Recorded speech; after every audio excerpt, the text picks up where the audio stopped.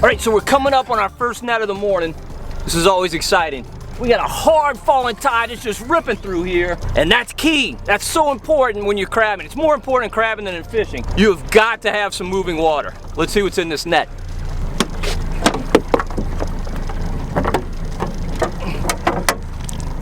Nothing but a turkey neck.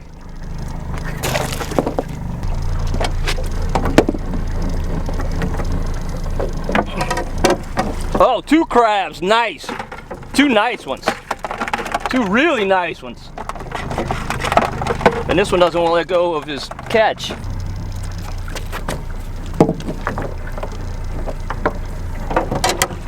All right. First net was a skunk. We've caught one in every net since then, at least one.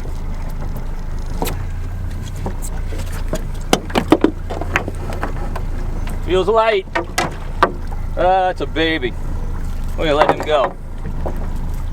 Some days we keep him, but I think we're gonna catch some nice ones today.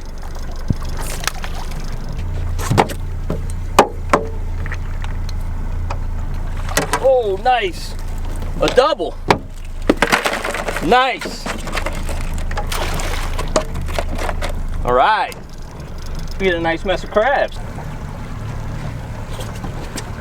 All right, so gloves are essential. I actually forgot to put them on, and I'm definitely feeling it. Same thing. Oh goodness, that's a giant. That is a giant crab. That's what you call a number 1. In South Louisiana, we call those big crabs number 1. Just part of the lexicon here. Now there's a specific size from point to point that makes it a number 1. Can't remember what it is.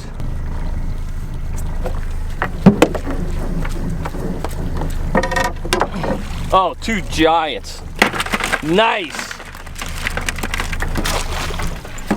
Crabbing does not get much better than this. We are definitely whacking them. All right, so we just did our first run.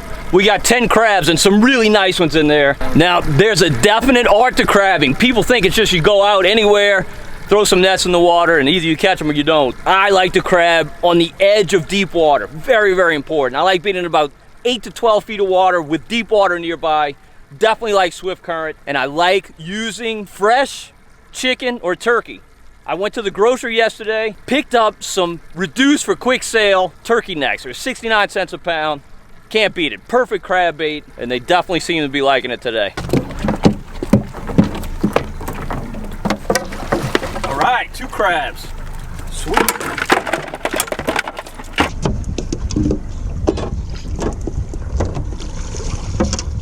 It's not a giant, but it's a keeper. So they got deep nets and shallow nets. We've got a mixture of both. The deep nets, you don't lose nearly as many crabs. However, it's a lot more time consuming getting the crabs out of the net. So they both have their advantages and disadvantages. Looks heavy.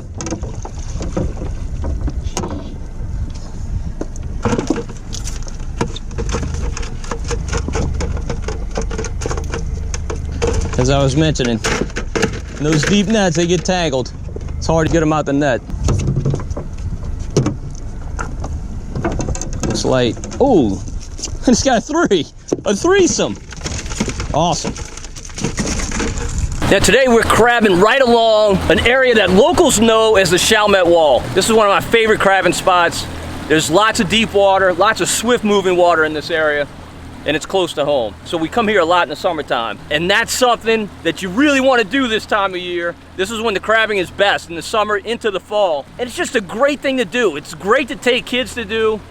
There's constant action. The boat's always moving, so you're not quite as hot. It's not as stifling. And best of all, you know, the crabs are kind of dangerous. Like, they can bite you, they can hurt, and kids kind of like that danger factor. Now, something that's very, very important is getting out here early. Not to say you can't catch crabs midday, you certainly can, but it's way better first thing in the morning. We like to come out here, we make the boat ride and pre-dawn, get out here, get set up, bait the nets, all that good stuff on the way out, and get here ready to put the nets out, and then we maybe give it 2 or 3 hours, that's it.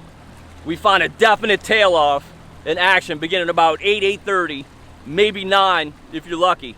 And then after that, things just really kind of snowball downward. But by that time, it's starting to get hot anyway. It's a good time to head on home and boil what you got.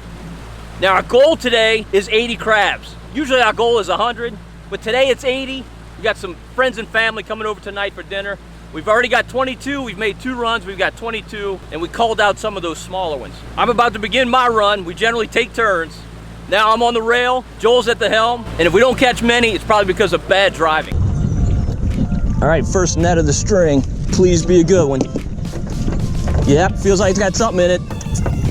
Oh yeah, double. Way to start out the string. And one of them's really nice. Feels heavy. Oh yeah, 3 jumbos. Oh yes. Yes, one of them's a big female. Double. One small. Let's get rid of him.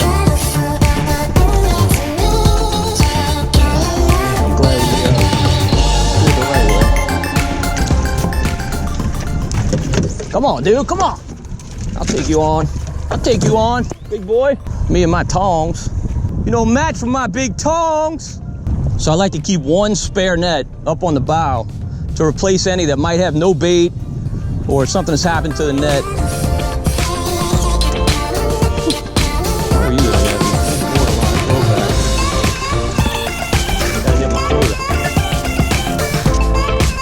All right, a double in the new net. Both females. 2 females. Oh, beautiful crab. That's the crab of the day right there. That is a jumbo. Nice.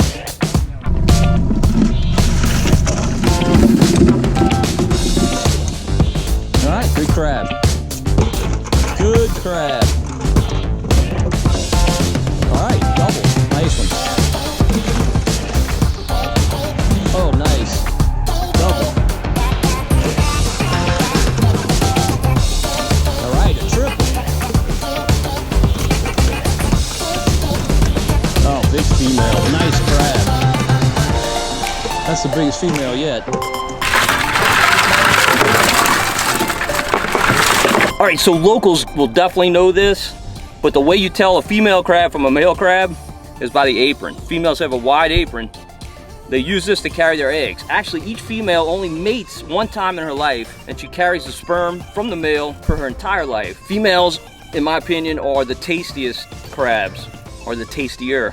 Definitely tastier than males. Males are delicious too. You can't go wrong with any crabs, but I love catching females, particularly when they're full. Now, a lot of times in this fresher water that we're crabbing in today, the females will not be as full. The males will be generally fuller than the females. Females along the coast are generally fuller. Now, you can also tell a female crab from the top. My grandfather taught me this. The females have nail polish. You'll see red on the tips. Also, the females look a little more mottled, kind of more gray in color.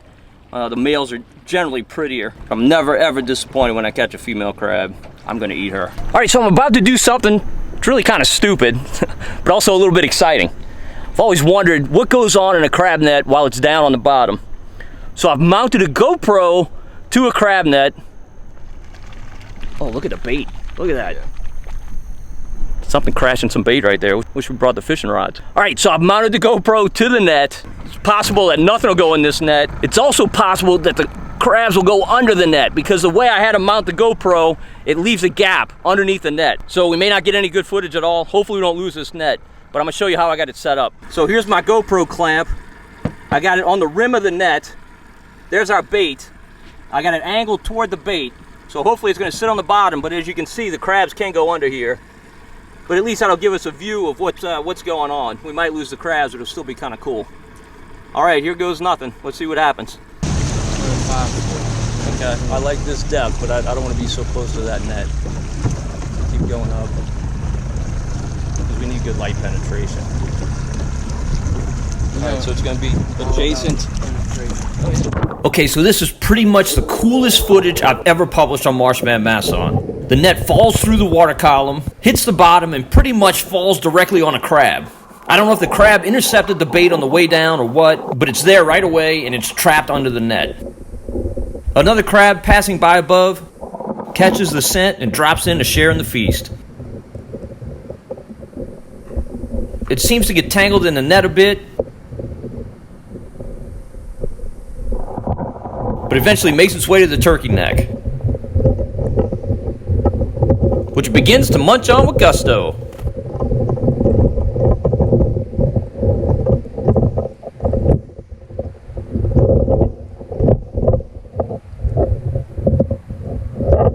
Now, an uninvited guest shows up, then this crab apparently was never taught about sharing. A few claw shots to the face, though, and the usurper decides to look for an easier meal.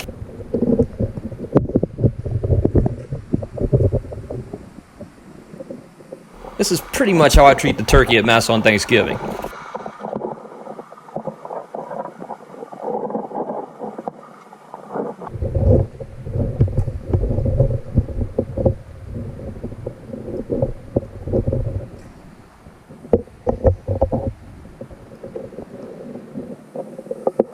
More competition shows up, however, in the form of a brave pinfish and another crab. Our greedy glutton doesn't seem to even notice the pinfish, but he just can't abide the crab.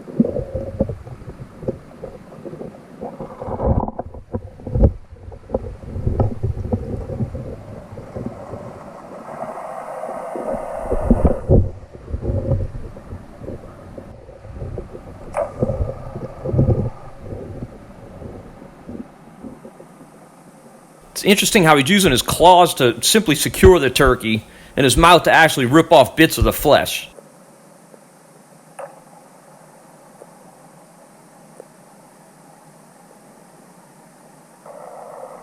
He's filling his belly, but things are about to go really badly for him.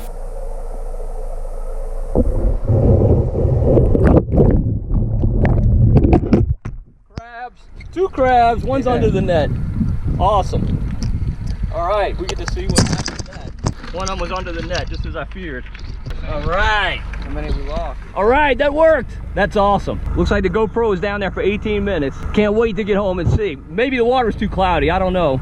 But hopefully I can see those crabs going into that net. It's gonna be cool. All right, we're about to make our last final run for the day.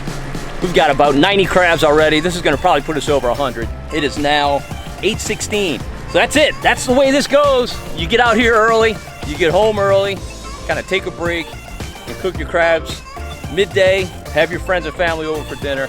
Just a lot of fun. Now, something very, very important. You've got to ice your crabs. It does a couple of things. Keeps them fresh, no doubt about it.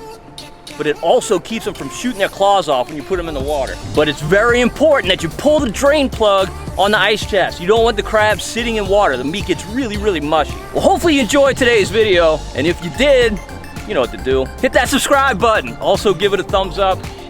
And leave a comment in the comment section. Do you like to crab this time of year? If you do, what are some of your techniques for success? Share them with us. We maybe could imitate some of them and catch more. Hopefully you learned something from my years of experience doing this. Definitely something I love to do throughout the summer months. All right, good luck out there. Let us know how you do.